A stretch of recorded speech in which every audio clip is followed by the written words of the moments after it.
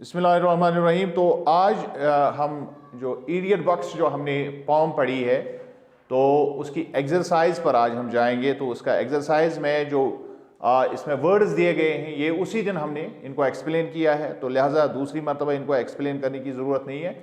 Then comes reading is fun. आप अपनी अपनी बुक्स पर ये ध्यान रखें, रीडिंग इज़ फन। इसमें अब आपको क्वेश्चन पूछे जाएंगे तो हम कोशिश करेंगे इनको किस तरह से जवाब लिखना है उसकी हम कोशिश करेंगे इसको समझने की। So the first question is what do you understand by the idiot box. जब शायर या पोएट जो है वो इडियट बॉक्स का लफ्ज इस्तेमाल करता है तो आप क्या समझते हैं वो किसके बारे में बात करता है? इडियट बॉक्स वो किसको कहता है? वेरी गुड, वो टीवी को बोलता है। So the idiot box refers to a television that makes a person an idiot. उसका यह मतलब है कि वो टेलीविजन सेट जो इंसान को क्या बनाता है? इडियट बनाता है, बेवकूफ बनाता है। क्यों? क्योंकि उसको फिर दुनिया का आता पता नहीं रहता है जब वो टीवी में गुम हो जाता है। उसके बाद दूसरा क्वेश्चन, बहुत आसान क्वेश्चन है, आपको बिल्कुल इनका आंसर होगा, लेकिन आप लिखते कैसे हैं क्योंकि ये स्किल जो है इसको जब तक आप डेवलप करेंगे तब तक लिखाना पड़ता है। वरना हमने ये इडियट बॉक्स पढ़ा था, पोम पढ़ी थी, तो आपको अब आराम से इसका आंसर आ जाना चाहिए था, लेकिन अब अंग्रेजी में आपको लिखना थोड़ा सा मुश्किल होता है। That is why we help you. तो इसमें हम आपको हेल्प करते हैं। Who is he in the poet. जब वो ही कहता है, जब पोएट जो है वो ही कहता है तो इस उससे कौन मुराद है? ही से कौन मुराद है? यहां ही का मतलब वो है, लेकिन यहां ही से मुराद वो लड़का है, वो बॉय है जो अक्सर बेशतर टीवी में गुम रहता है। So he in the poem is the boy who is only interested in watching television. ये वो लड़का है जो पोएम का वो लड़का है जो सिर्फ और सिर्फ टीवी देखने के पीछे है, बाकी उसका कोई काम ही नहीं है। Then comes number third question, why can't he play football और शेप ए स्नोमैन। शायर उसमें ये लिखता है, पोम में कहता है, हमने ये पढ़ा है पोम में कि वो ना तो फुटबॉल खेल सकता है और ना स्नोमैन बना सकता है। उसकी वजह क्या है? उसकी वजह ये है he can not play football और shape a snowman because he never leaves his room to learn other things like football or shape a snowman। जब कोई घर से बाहर निकलेगा ही नहीं, चीजों को सीखने के लिए बाहर जाएगा ही नहीं, तो उसको कैसे वो चीज आएगी, उसको कैसे वो चीज करनी आएगी? समझ रहे हैं मेरी बात? इसी वजह से उसको ये सारी बातें नहीं आती है, क्योंकि उसने कभी सीखने के लिए वो घर से बाहर उसको टाइम ही नहीं मिला, क्योंकि वो लगा रहता है इडियट बॉक्स में, इडियट बना है। उसके बाद चौथा क्वेश्चन है, Why is he not interested in things around him?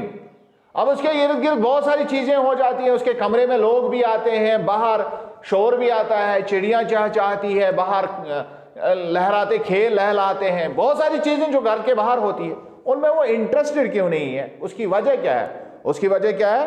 He is not interested in things around him because he has no time because he has no time to explore them due to his inclination to TV watch. उसकी बुनियादी वजह यह है कि उसको एक तो उसको वक्त ही नहीं मिलता है, दूसरा उसको ये इंटरेस्ट ही डेवलप नहीं होती है कि वो चीजों को एक्सप्लोर करे, चीजों को देखे परखे, नई नई चीजों में इंटरेस्ट पैदा करे। उसको टीवी वॉचिंग से फुर्सत ही नहीं मिलती है, तो वो कहां जाएगा? उसके पास जैसे टाइम ही नहीं होता है। एक ड्रामा सीरियल या एक कार्टून शो खत्म होता है तो दूसरा वो स्टार्ट करता है। दिन भर हमने पढ़ा कि वो नेविगेट करता रहता है, वो चैनल उसको इधर उधर रिमोट कंट्रोल के जरिए से सर्फिंग करता है, तो उसी में उसका पूरा दिन चला जाता है। लिहाजा उसको टाइम ही नहीं मिलता है दूसरे कामों को एक्सप्लोर करने के लिए, दूसरे कामों को समझने के लिए, सीखने के लिए, देखने के लिए उसमें इंटरेस्ट ही नहीं बनता है उसका। उसके बाद पांचवा क्वेश्चन है, what is it that makes him laugh. अब उसको हंसी आती है टीवी देखते देखते, कौन सी चीज उसको हंसाती है? तो आपने उसमें देखा कि जब एक वो स्पाइडरमैन, ये वेरी गुड, जब वो स्पाइडरमैन पहाड़ों से उछल कूद करता है तो वो उसी पर हंसता है। तो जवाब इस तरह से आएगा, flying of an untrue man, क्योंकि स्पाइडरमैन अनट्रू मैन है, वो कोई असली आदमी नहीं है, वो जाली आदमी है, या जिसको हम कह सकते हैं कि मतलब यूं ही ख्याली आदमी उसको हमने बनाया है। तो उसी ख्याली आदमी का उसके चीजें देख देख के वो हंसता है। ओवर ए हिल मेक्स हिम लॉ, जब वो पहाड़ों के ऊपर से छलांगे मारता है स्पाइडरमैन, भजन भजन तिमने मार तो पेट वटल आए, तो उसी पर वो हंसता रहता है। Then comes number 6, why is he not interested in books. अब एक और सवाल यह भी बन सकता है कि किताबें उसको पसंद क्यों नहीं, वो इसमें दिलचस्पी क्यों नहीं लेता है, किताबों में, किताबें पढ़ने में दिलचस्पी क्यों नहीं लेता है। अब सबका जवाब एक ही है कि वो किस में है, टीवी वॉचिंग में मसरूफ है। तो अब सब चीजों का जवाब तो यही है कि अगर हम कहेंगे कि उसको ये चीज क्यों नहीं आती है, ये चीज क्यों नहीं आती है, ये चीज, कोई भी सवाल उठा के देखो तो जवाब एक ही आएगा, क्योंकि उसने अपना सारा टाइम किस में सर्व कर दिया है, टीवी वॉचिंग में। So he is not interested in books because he never find some time to read them as he is always busy in different channels on television. अब उसके पास बुक्स के लिए कहां टाइम मिलेगा, क्योंकि वो दिन के जिसको हम कहते हैं 24x7, यानी 24 घंटा पूरे 7 दिन वो टीवी ही देखता है। 24 घंटे पूरे 7 दिन वो क्या करता है, टीवी देखता है। तो अब उसको कहां मिलेगा टाइम, तो कहां बनेगी इंटरेस्ट, कहां नई नई चीजें वो एक्सप्लोर करेंगे। अभी हमने पहले भी सवाल में जवाब दिया ये कि वो नई चीजें एक्सप्लोर करने में दिलचस्पी क्यों नहीं लेता है। समझ रहे हैं मेरी बात? Okay, then comes number 7th question, why does he have to wear thick glasses. उसको ऐनक, मोटी मोटी ऐनक क्यों लगानी पड़ती है। शाबाश, उसकी आंखें खराब हो गई है। I told you several times, don't respond me in Kashmiri, respond me in Urdu, और it is better to respond me in English. कोशिश कीजिए अंग्रेजी में जवाब देने की। अंग्रेजी नहीं आता तो कम से कम उर्दू में जवाब दीजिए, और कोशिश कीजिए यू शुड अवॉइड। मैं कभी कभार आपको कोई टिपिकल वर्ड या टिपिकल बात समझाने के लिए कश्मीरी इस्तेमाल करता हूं, but you are not allowed, आप नहीं करेंगे। So he has to wear thick glasses as he has difficulty in seeing because his eyesight has become very weak due to extensive screen watching. उसकी बुनियादी वजह यह है कि उसको मोटी ग्लासेस लगानी पड़ती है, मोटी ऐनक लगानी पड़ती है, और अपनी आंखों को कंट्रैक्ट करके कोई चीज देखनी पड़ती है। उसका बुनियादी वजह यह है कि उसकी आई साइट कमजोर हो गई है, उसकी आंखों की बीनाई कमजोर हो गई, आंखों की रोशनी कमजोर हो गई है। और उसका वजह क्या है कि वो दिन भर स्क्रीन वॉचिंग करता है। स्क्रीन वॉचिंग का मतलब है टीवी को देखता ही रहता है। उसके बाद अब ये क्वेश्चंस खत्म हो गए। Now comes language work. अब हमें लैंग्वेज वर्क देखना है। Use the clues to find the missing letters. आपको इशारे दिए गए हैं तो आपको मिसिंग लेटर्स देखने हैं कि इसमें कौन कौन सी चीज मिस है, कौन सा लेटर जो है उसमें मिस है। Then rearrange the first letter of each word to find out the hidden name. और उसके बाद उसको अरेंज करके, पहले लेटर से आखिर तक उसको अरेंज करके आपको एक नया लफ्ज मिलेगा, उस लफ्ज को आप ढूंढ लीजिए। पहला है एन ऑफिसर ऑफ लॉ। इसमें dash dash dash dash D dash dash ई। तो अगर आप देखेंगे जो लॉ का ऑफिसर होता है उसको जज बोलते हैं। अब अगर आप मुकम्मल करेंगे इसकी स्पेलिंग तो वो आएगा, पहले डैश डैश में जे आएगा, दूसरे में आएगा यू, फिर डी तो मिल गया हमें खुद ही, उसके बाद अगले डैश डैश में जी आएगा और फिर ई वहां मिल जाएगा, और इसका नया लफ्ज जो बनेगा हमारे पास क्या आएगा, जज। समझ रहे हैं? इसी तरह सारे के सारे हम देखेंगे और फटाफट देखेंगे, आप कोई मसला नहीं है, मैंने आपको समझाया किस तरह से देखना है। चिल्ड्रन लाइक इट मोस्ट, इसका आंसर है आइसक्रीम। आप ये जानते हैं, हाँ? तो जो ही आप आइसक्रीम के रेड़े को देखते हैं तो आप फटाफट घर दौड़ के जाते हैं, मुझे 10 रुपए चाहिए तो मैं आइसक्रीम खाऊंगा, क्योंकि बच्चे इसके बहुत शौकीन होते हैं। A green yellow fruit that is called mango. हालांकि ये जो मैंगो है ये येलो ही नहीं होता है, इसके और भी रंग हो सकते हैं, रेड भी मैंगो होता है, लेकिन आमतौर पर जब हम बात करते हैं आमतौर पर मैंगो किस कलर का होता है, येलो कलर का होता है। ये ग्रीन कलर का भी होता है, ग्रीन कलर का भी मैंगो होता है, रेड कलर का भी मैंगो होता है, और ज्यादातर जो आमतौर पर हम मैंगो को देखते हैं वो किस कलर का होता है, येलो कलर को। तो आप यहां कंफ्यूज ना हो जाए, तो यहां जनरल बात है, जनरल बात होती है यहां पर। उसके बाद अफेक्शनेट एंड लविंग, इसको टेंडर बोलते हैं। क्या बोलते हैं? जो बहुत प्यारा हो, जिसके साथ आपको जो आपको पसंद आ जाए, दैट्स कॉल्ड टेंडर। उसके बाद ए काउ लाइक एनिमल, याक, के इसमें दिया हो, YAK, याक, जो वहां पहाड़ों पर वो इस लद्दाख साइड में जो वो बैल की तरह का जानवर होता है उसको याक बोलते हैं उर्दू में भी। Another word for a clone, जिसको हम जोकर कहते हैं, क्लोन, फनी शेप उसकी होती है, आपने टीवी शोज में अक्सर बेशतर देखा होगा। क्यूरियस टू डू समथिंग, जब किसी को बहुत जिज्ञासा हो नई चीजें सीखने के लिए, उसको ईगर कहते हैं। क्या कहते हैं उसको? ईगर। और नॉट फैट, जो मोटा ना हो उसको थिन कहते हैं। क्या कहते हैं? तो इसका जवाब थिन आएगा। उसके बाद बी पार्ट है, use the clues to find the missing letters, then rearrange the first letter of each word to find out the hidden name. फिर वही काम, फिर उसी तरह लेटर देखना है जिस तरह से हमने पहले किया है। डूइंग नो वर्क, कोई काम न करना, इसको आइडल बोलते हैं, IDLE। पहले में आई आएगा, दूसरे में डी, उसके बाद एल, उसके बाद ई। उसके बाद दूसरा है नॉट इजी टू डू, जो मुश्किल हो इसको डिफिकल्ट बोलते हैं, इसको डिफिकल्ट बोलते हैं। वेरी वाइज, बहुत ज्यादा दाना इंसान को इंटेलिजेंट बोलते हैं। क्या बोलते हैं इसको? इंटेलिजेंट। तो इसका जवाब इंटेलिजेंट आए। सिंगल, सिंगल का मतलब होता है वन, ओनली वन, एक होना। उसके बाद 13 to 19 आप देखते हैं इसमें तीन 13, इससे पहले अगर आप देखेंगे 112 है, इसमें 3 लफ्ज नहीं आता है। उसके बाद जब आप देखेंगे 13, 14, 15, 16, 17, 18, 19, तो यहां तक तीन आप देख रहे हैं। हर नंबर के साथ हम 3 पढ़ते हैं। क्या पढ़ते हैं? तो ये 13 से 19 तक होता है, तो इसको जब एज के साथ इसको देखते हैं तो इसको हम टीन एज ही बोलते हैं। और ये जबरदस्त खतरनाक एज होती है, इसमें बच्चे किसी की बात सुनने को तैयार नहीं होते, इसको टीन एज बोलते हैं। क्या बोलते हैं इसको? Teen age. People play cricket with it, cricket किससे आप खेलते हैं? बैट से खेलते हो, तो बैट इसमें आ जाएगा जवाब। अपोजिट ऑफ क्लोज, बंद करने का अपोजिट, दैट इज बंद करने का अपोजिट। जब हम खोल देंगे किसी चीज को, that is open, that is open.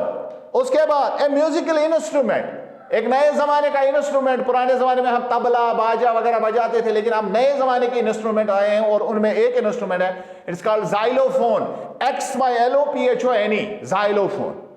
उसके बाद है let us talk. Nowadays mobile phones, या इसको मोबाइल भी पढ़ते हैं, मोबाइल भी पढ़ते हैं, इसकी प्रोनाउंसिएशन दोनों है। Nowadays mobile phones या mobile phones are being used excessively like TV. Share with your class the harmful effects of excessive mobile phone use. अब जो मोबाइल डिवाइसेस आपके पास हैं, इनका इस्तेमाल अब टीवी से ज्यादा होता है। अब आपको अपनी एक्सपीरियंस अपने क्लासमेट्स को बतानी है, तो हम क्या बताएंगे? Excess of everything is bad. कोई भी चीज ज्यादा अगर आप उसका इस्तेमाल करें तो ये बुरी है। खाना ज्यादा खाएंगे तो डायरिया हो जाएगा, पेट खराब हो जाएगा, बात समझ रहे हैं? ज्यादा सोएंगे तो इंसान जो है उसका मेटाबॉलिज्म खराब हो जाएगा, फिर उसकी बीमारियां उसको अटैक करेंगी। इसी तरह कोई भी चीज आप ज्यादा करें, ज्यादा एक्सरसाइज करेंगे तो फटीग आएगा, इंसान कमजोर हो जाएगा, इंसान के जो मांसपेशियां हैं इनमें बहुत सारा स्ट्रेस आ जाएगा। तो ये सारी चीजें जो है, हर चीज में एतदाल होना चाहिए, हर चीज अपने मिकदार की, जितनी आपको जरूरत है उतनी करनी चाहिए। So excess of everything is bad is an old saying and using anything excessively affects our body. लिहाजा अगर हम किसी भी चीज का ज्यादा इस्तेमाल करेंगे तो हमारे जिस्म पर उसका बुरा नुकसान होगा, उसका बुरा असर होगा। और सिर्फ जिस्म पर ही नहीं है बल्कि माइंड और सोल पर भी, इंसान के रूह पर भी और इंसान के दिमाग पर भी इसका बुरा असर आता है। The use of mobile phone in a constructive way has become a necessity but we should be aware of its harmful effects. अगरचे हम ये मानते हैं कि मोबाइल फोन, जिस तरह से मैं अभी ये रिकॉर्ड कर रहा हूं आपका लेक्चर, तो ये तभी मुमकिन है जब मेरे पास ये डिवाइस है, ये इसका प्रॉपर यूज है। लेकिन अब अभी हम स्टार्ट करेंगे इस पर सर्फिंग करने की और बहुत सारी गेम्स दिन भर खेलते जाएंगे, तो that is not a good use of A mobile. समझ रहे हैं? तो वो मोबाइल का अच्छा यूज नहीं है, लेकिन अच्छा यूज भी इसका है और वो हमारी मजबूरी है। लेकिन हमें ध्यान में यह रखना है कि हम कहीं इसका गलत यूज तो नहीं कर रहे हैं, और अगर हम इसका गलत यूज करेंगे, इससे खबरदार नहीं होंगे, तो उसका नुकसान होगा। Excessive use of mobile phones not only affect the health of humans but also affect the health of other living things.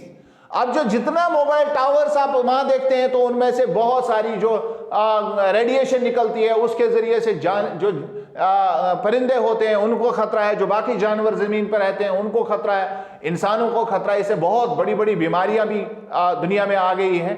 तो ये सारी चीजें जो है मोबाइल फोन के एक्सेसिव यूज की वजह से आ रही है। The rays that come out from the screen of the mobile damages our eyes and can cause the loss of eyesight. जो मोबाइल से रेडिएशन निकलती है, अगर हम लगातार उसी को देखें, और आप मुझे ऐनक लगा के देख रहे हैं, ये ऐनक मैं इसलिए नहीं लगा रहा हूं कि मेरी आंखों में रोशनी कमजोर है, ये मैं इसको ब्लू कट ऐनक बोलते हैं, इसको ब्लू कट बोलते हैं। इसमें से ब्लू लाइट जो आती है वो हमारी आंखों के लिए नुकसानदेह, इसलिए मैं इसका प्रोटेक्शन रखने के लिए क्या करता हूं, क्योंकि मुझे इसका यूज करना हो, प्रॉपर यूज करना। लेकिन प्रॉपर यूज करने के लिए क्या जरूरी है, हम पहले अपनी आंखों को प्रोटेक्ट करें। इसलिए मैं अक्सर बेशतर ये लगा के मोबाइल को देखता हूं। क्यों? क्योंकि अगर हम ये नहीं करेंगे तो उससे क्या होगा, व्हाट विल हैपन, हमारी आई साइट खराब हो जाएगी और बहुत ज्यादा नुकसान होगा। तो इसलिए अब लेटेस्ट टेक्नोलॉजी से ऐसी ऐनक बाजारों में मौजूद है, जिससे हम इसकी जो यहां से रेडिएशन आती है, तो यहां से जिनको हम इंफ्रारेड रेज कहते हैं या ब्लू रेज होती है, वो बहुत नुकसानदेह होती है इंसान के लिए। तो उसके लिए हम ऐनक का इस्तेमाल हमें करना चाहिए अगर हमें मोबाइल पर लगातार काम करना हो। It also causes heart problems, इससे इंसान के दिल पर भी नुकसान, दिल पर भी ये काफी ज्यादा बुरे असरात डालता है। It causes heart problems, it causes headache. अगर आप लगातार, आपने देखा भी होगा, लगातार अगर आप मोबाइल को देखेंगे तो फिर आपको सिर में दर्द हो जाता है, नेक पेन, गर्दन में दर्द होता है, डिप्रेशन इससे आता है, और इवन इससे कैंसर भी हो सकता है, अल्लाह माफ करे।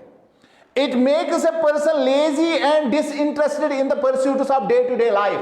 अब इतना ही नहीं, बल्कि ये इंसान की साइकोलॉजी को भी बुरा असर डालता है। ये आदमी ढीला हो जाता है, फिर इसको कोई एक्साइटमेंट ही नहीं रहता है, ये फिर पड़ा रहता है गेम खेलने में ही, जिंदगी के बाकी शोबों में उसका कोई दिलचस्पी ही नहीं रहती है। So it is wise to use these kind of devices carefully in order to save our precious life. लिहाजा अपनी जिंदगी को बचाने के लिए हमें इस तरह की चीजों का इस्तेमाल सही करना चाहिए, गलत तरीके से इनको इस्तेमाल नहीं करना चाहिए। Perhaps last one आखिरी वाला सवाल जो है, let us write. The poem teaches in a funny way that television should not be watched excessively. Now write a sentence on the following harmful effects of excessive TV watching. हमें इसमें समझाया गया, pome में, idiot box में हमें समझाया गया कि अगर आप बुरे तरीके से, अगर आप किसी भी चीज का इस्तेमाल करेंगे, जैसे हम टीवी का बुरे तरीके से हमने इस्तेमाल शुरू कर दिया, तो उससे जो बुरे असरात होंगे। अब आपको चंद एक जुमले नीचे लिखने हैं, कुछ आइडियाज दिए गए हैं, इन आइडियाज पर आपको जुमला बनाना है। मसलन पहला आइडिया इसने दिया है वेस्टेज ऑफ टाइम, तो हम लिखेंगे watching TV and doing nothing else is a wastage of time. तो बन गया जुमला, यानी सिर्फ टीवी देखना और कोई काम नहीं करना, तो इससे हमारा टाइम बर्बाद हो जाता है, वेस्ट हो जाता है। दूसरा है couch potato, watching television has made him so lazy that teachers call him a couch potato. Couch potato का मतलब होता है वो शख्स जो बहुत लेजी हो, कोई काम नहीं करता, समझ आए बात? उसके बाद रिड्यूसेस कंसंट्रेशन, कंसंट्रेशन यानी इंसान का जो एक तरफ जब उसका ध्यान होता तो ध्यान भटक जाना, उसको कहते हैं रिड्यूस ऑफ कंसंट्रेशन या रिडक्शन इन कंसंट्रेशन। तो excessive TV watching reduces concentration, आपका ध्यान जो है वो बुरी तरह से मुतासिर होता है, आप फिर किसी चीज पर ध्यान नहीं कर सकते हैं अगर आप टीवी को ज्यादा देर देखें या किसी भी स्क्रीन को, इसमें मोबाइल फोन भी है, आपके लैपटॉप है, या कोई भी चीज, कोई भी डिवाइस आप यूज करें। उसके बाद एडिक्शन, एडिक्शन का मतलब होता है नशा आना। TV watching has a harmful addiction, जिस तरह नशा करने वाले लोगों को नशा हो जाता है तो फिर वो नशे के बगैर रहते ही नहीं है, इसी तरह टीवी भी एक तरह का नशा है। और वो लोग जो टीवी वॉचिंग के बहुत ज्यादा शौकीन होते हैं तो फिर एक तरह का नशा उनको आ जाता है। अफेक्ट्स रीडिंग हैबिट्स, तो watching TV and reading no books affects reading habits very much. जब आप सिर्फ टीवी देखते रहेंगे, कोई और काम नहीं करेंगे, तो आपको किताबों के लिए टाइम ही नहीं मिलेगा, तो आप कभी भी किताबें हाथ में उठाएंगे ही नहीं। फिर आपको रीडिंग हैबिट आपका नहीं बनेगा, आपको पढ़ने के साथ दिलचस्पी ही नहीं रहेगी। उसके बाद हार्मफुल फॉर आईज, इसके बारे में पहले भी मैंने बात की। A prolonged TV watching is harmful for eyes. अगर आप लगातार तख्तकी बांधे रहेंगे स्क्रीन की तरफ, टीवी देखते रहेंगे, मोबाइल देखते रहेंगे, या घर में लैपटॉप चलाते रहेंगे, गेम्स खेलते रहेंगे इन पर, तो इससे आपकी आंखों की, अल्लाह ना करे, इससे आंखों की बिनाई खत्म हो सकती है। लॉस ऑफ क्रिएटिविटी, इंसान के अंदर होती है क्रिएटिविटी, नई चीजों को करने की एक उसके अंदर एक जिज्ञासा होती है, एक शौक होता है, एक जज्बा होता है, ये हमेशा इंसान करता है। लेकिन जब कोई फंस जाता है टीवी में, उसको ये शौक खत्म हो जाता है। तमिशी क्रिएटिविटी सेंसरी मॉकलर, और the loss of creativity found in our kids is due to excessive TV watching. आजकल के बच्चों में ये क्रिएटिविटी की कमी इसी वजह से आ गई है, वो नए चीजों में दिलचस्पी ही नहीं लेते हैं। उसकी बुनियादी सबब क्या है, बुनियादी वजह क्या है उसका बुनियादी वजह यह है कि वो सिर्फ और सिर्फ आप स्क्रीन वॉचिंग करते हैं, चाहे वो टीवी हो, चाहे मोबाइल डिवाइस हो, या फिर लैपटॉप हो, या घर में कोई और डिवाइस आपने रखा हो।